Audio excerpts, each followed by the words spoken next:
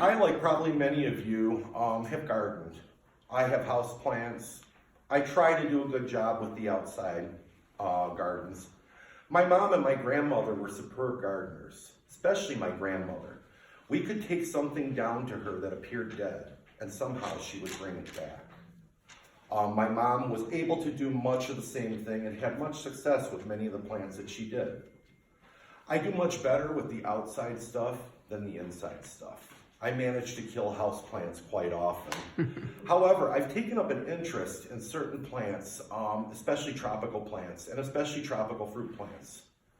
I've tried growing banana trees. I've tried growing coconut trees. And usually those will survive out on the porch or out on the deck in the summer. When you bring them in, they just kind of go away because there just isn't the tempered climate for them in the house with the humidity and stuff.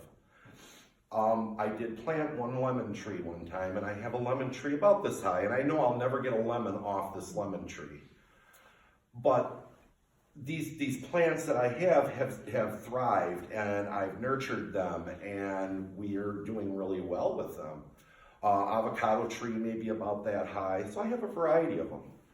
Some years ago, my ma ordered me a Meyer lemon tree. I don't know where she got this thing. It was this little thing when I got it. And it's actually bloomed, and it's actually given me a couple lemons through the years. Recently, this thing took off blooming. And every time you look at it, there'd be 2 or 3 more blooms coming out of it. And there were blooms all over this little tree, and it's about maybe this big now, after about 3 or 4 years. And after the blooms fall off, you see a little lemon where the bloom was, about the size of a pea.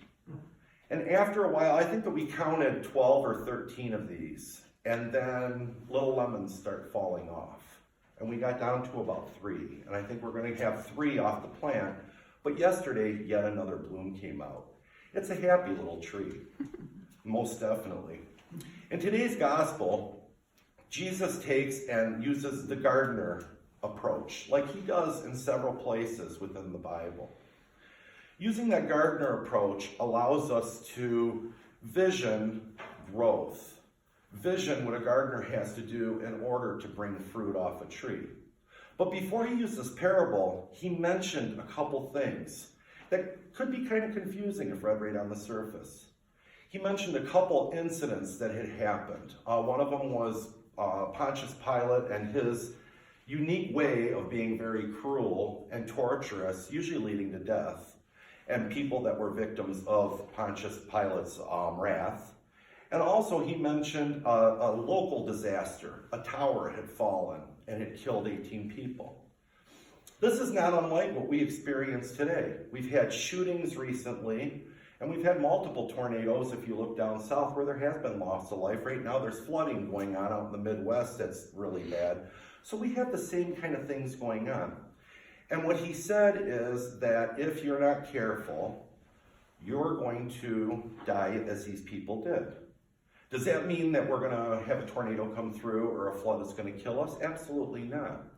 What he's saying is that those people may or may not had a chance to prepare for their death, to make changes in their life leading to their death. Right now we're in about the halfway point of Lent, and Terry has been talking right along about how we go into ourselves, deep into ourselves.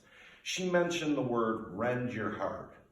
Rend your heart takes you extremely deep down into yourself, where you look at what it is you are and what kind of changes you might want to make yourself more whole.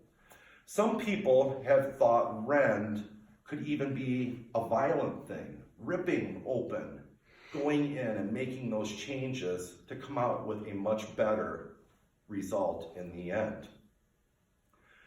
When we look in the gospel, Jesus mentions unless you repent. Back in my days when I was growing up Roman Catholic, Lent always meant a time of penance, a time of being penitential, looking at the bad that you are and trying to be remorseful for that bad. I've since matured and realized that it's not so much that I am a horrible person or that we are horrible people and we're looking to repent for all these horrible things that we did. I'm seeing that there are changes that I need to make within me to make me a better person for myself and for others. And we all do that. We kind of go through and examine ourselves deep when we rend that heart, deep within us. And as we're going through, we're finding places where things are missing or things are just misaligned. And we work at that awareness of taking those misaligned things, those pieces in our life that just quite aren't keeping us whole and keeping us on the track. And we work at bringing those things back into wholeness. We have 40 days in Lent. Does this mean that we're going to be totally changed and revitalized in 40 days? I don't think so. I know I can't do something on that kind of a timetable. But we have the awareness when we're going within ourselves during the season to look at things where changes may need to be made within our life. And we can work in this season and beyond at making those changes. And as we go along, we're always going to have things that we're going to need to change, things that we're going to need to realign within us. We have God on our side doing this. And if you notice in there, using that example of a gardener and a landowner, we could look at Jesus as the gardener and God as the landowner. God granted mercy to that fig tree. He allowed that gardener to give it that second chance. We get the same thing as we're going through. God is on our side, helping us to align, helping us to be that better person. As we go forward, think of ourselves as that fig tree. Think of the example of my grandmother bringing stuff back that we thought was originally dead. She would prune, she would take off, she would get rid of what wasn't needed on that plant in order to give it the strength to come through. My little lemon tree sitting at home expended a ton of energy to the point where I got concerned. I had asked Chuck, I said, do you think this tree is going to do itself in? Because so many blossoms have been popping out on this tree. It's obviously doing its job and it's producing fruit.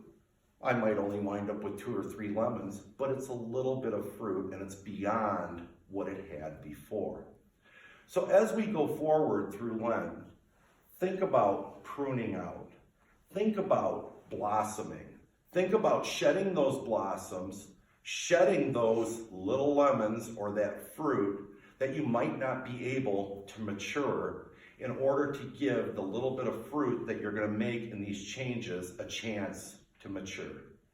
And as we go forward in this will do us well as we continue through our life and continue to mature. Amen.